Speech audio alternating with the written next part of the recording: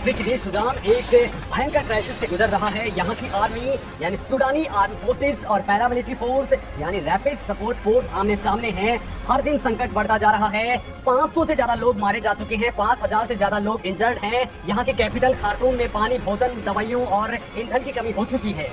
कुछ जिले तो पूरी तरह से बर्बाद हो चुके हैं। हालांकि दोनों फोर्सेज ने 3 दिनों के सीज फायर का ऐलान किया, जिसमें दुनिया के देश सूडान से अपने लोगों को बाहर निकाल रहे हैं। भारत ने भी अपने नागरिकों को निकालने के लिए ऑपरेशन कावेरी चला रखा है, जिसका भोकाल देखते ही बन रहा है। दोस्तों, भारत के लिए ये ऑपरेशन बेहद खास है, लिहाजा इस पूरे मामले को जरा करीब से जानते हैं।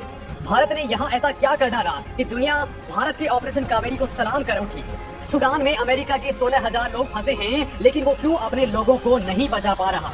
भारत के गरुड़ कमांडो रात के अंधेरे में अचानक सूडान के खार्तूम में क्यों उतरे? सूडान में ये संकट आखिर पैदा ही क्यों हुआ है? क्यों यूएन इसे नहीं रोक पा रहा है?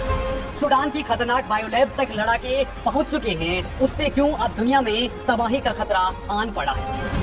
दोस्तों, ये वीडियो काफी शानदार होने वाला है, क्योंकि ये तमाम बातें हम जो डिस्कस करने वाले हैं वो आपके लिए भी बेहद जरूरी है। लिहाजा इस वीडियो को पूरा देखिए और इस मामले में आप क्या कुछ सोचते हैं मुझे कमेंट करके जरूर बताइए। पहले दोस्तों जरा इस वीडियो को देखिए। ये लोग भारत पहुंचे हैं और मोदी और भारत के जयकारे लगा रहे हैं। वजह साफ है, भारत ने बेहद खतरनाक परिस्थिति में अपने इन नागरिकों को बाहर निकाल लिया है और ये अभियान अभी रुका नहीं है। भारत ने ताबड़तोड़ मिशन के जरिए 2500 से ज्यादा लोगों को बाहर निकाल लिया है। भारत की तरह ही दूसरे देश भी अपने लोगों को सूडान से बाहर निकाल रहे हैं। लेकिन अब दोस्तों जरा ये कहानी सुनिए। जब सूडान उबलने लगा, लोग राजधानी छोड़कर के भागने लगे, तो 21 अप्रैल की रात को अमेरिकी फोर्सेज हेलीकॉप्टर के जरिए एंट्री मारती हैं, तेजी से अपने दूतावास को खाली करवाती हैं और बाहर निकल जाती हैं। भारत उस वक्त यूएन के जरिए रास्ते तलाशने में लगा था।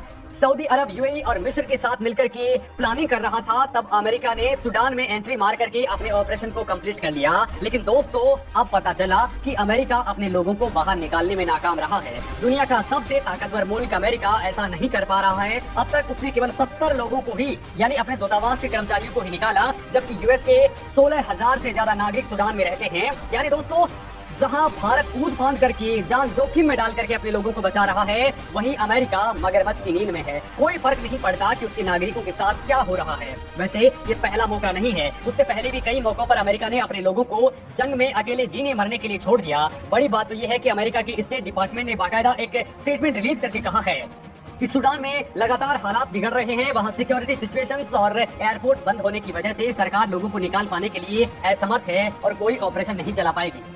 अपने लोगों को सूडान से निकालने की बजाय अमेरिका उन्हें बचाने के केवल तौर तरीके बता पा रहा है। जो लोग अपने आप सूडान पोर्ट तक पहुंच गए, उन्हें जेदा जाने के लिए केवल फेरी दी जा रही है।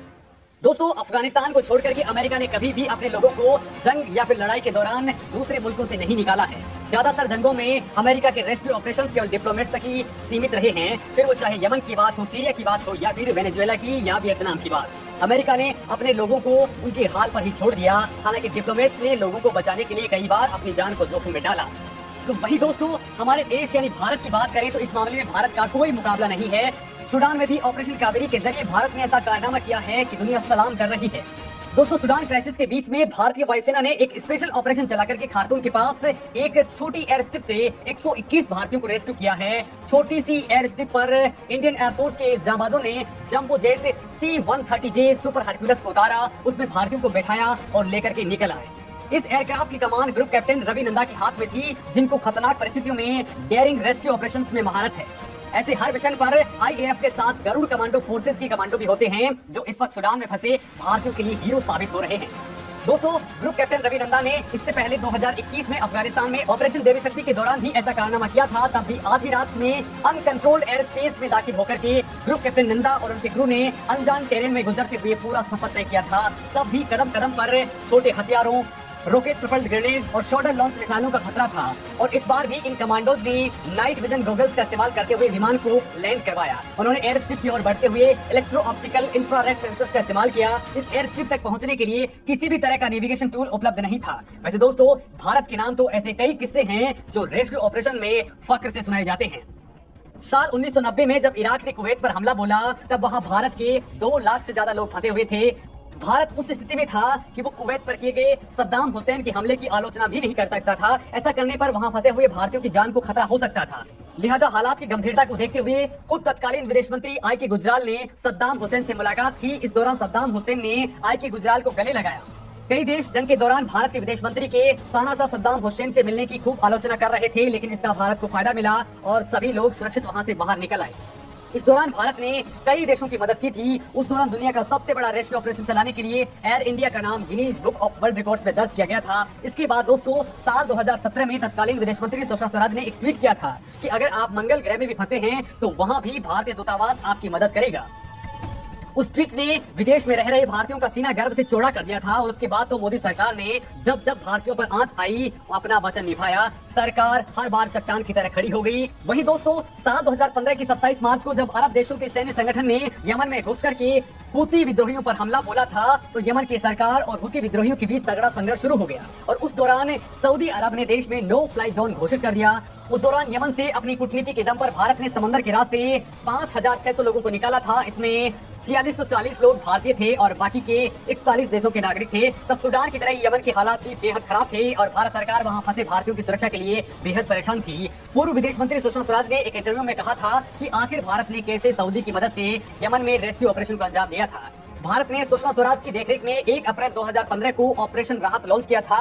तब यमन के आसमान से बम बरस रहे थे। जमीन पर 4000 से ज्यादा भारतीयों की जानें अटकी थी। यमन की जंग में भारतीयों को निकालना बेहद मुश्किल काम था क्योंकि समंदर में भी लुटेरे थे और जमीन पर जंग जारी थी। यानी दोस्तों जल थल और नभ हर जगह दिक्कतें थी। उस सिचुएशन में सुषमा स्वराज ने कहा था कि उस वक्त मुझे याद आया कि ऑस्ट्रेलिया के ब्रिस्बेन में पीएम मोदी ने सऊदी नरेश सुलेमान बिन अब्दुल अजीज से कुछ देर के लिए मुलाकात की थी। मैं फौरन पीएम के पास गई और मैंने उनसे कहा कि उन्हें फोन करें।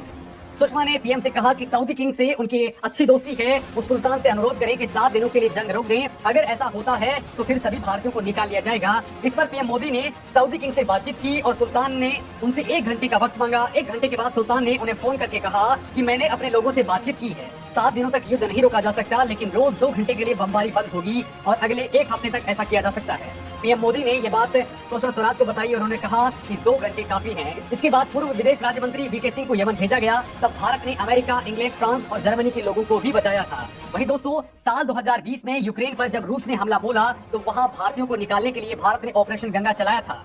इसके तहत भारत सरकार ने रोमानिया, पोलैंड, हंगरी, स्लोवाकिया से कांटेक्ट स्थापित करके अपने नागरिकों को बचाया। बीच युद्ध में प्रधानमंत्री मोदी ने यूक्रेन और रूस के राष्ट्रपति से फोन पर बात की थी और कहा जाता है कि उसके बाद दोनों देश भारतीयों को क्लियर पास देने के लिए एग्री हुए थे। तो वही दोस्तों इससे पहले कोरोना के टाइम विदेश में फंसे भारतीयों को वापस लाने के लिए वंदे भारत मिशन शुरू किया गया था, जिसके जरिए 30 अप्रैल 2021 तक करीब 60 लाख भारतीयों को सुरक्षित अपने वतन वापस लाया गया। तो वही 2015 में जब नेपाल में भीषण भूकंप आया था तो उस दौरान भी मोदी सरकार ने ऑपरेशन मैत्री के जरिए 5000 से ज्यादा भारतीयों को भारत ले आए थे। दोस्तों भारत ने हर ऑपरेशन के जरिए न केवल अपने लोगों की मदद की बल्कि दुनिया के देशों की भी मदद की, फिर चाहे यूक्रेन में फंसे पाकिस्तानी ही क्यों ना हो।